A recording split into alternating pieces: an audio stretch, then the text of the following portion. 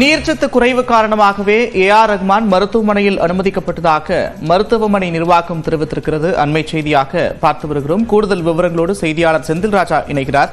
செந்தில் ராஜா, விவரங்கள். நந்தா, பிரபல இசையமைப்பாளரான ஏஆர் ரஹ்மான் உடல்நலக்குறைவு காரணமாக மருத்துவமனைக்கு சென்றிருந்தார். குறிப்பாக அவர் லண்டனில் இருந்திருந்தார்.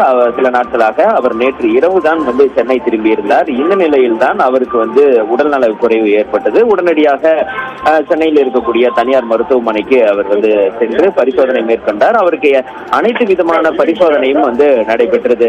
காலையிலிருந்து நாம் கூறியிருக்கிறோம், அவருக்கு நீர்ச்சத்து குறைபாடு காரணமாகத்தான் அவர் மருத்துவமனைக்கு சென்றார் என்று தற்போது மருத்துவ அறிக்கையிலும் அது தெரிவித்திருக்கிறார்கள்.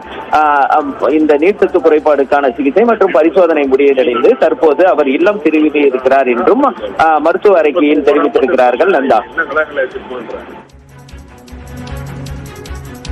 நன்றி செந்தில் ராஜா விவரங்களுக்கு.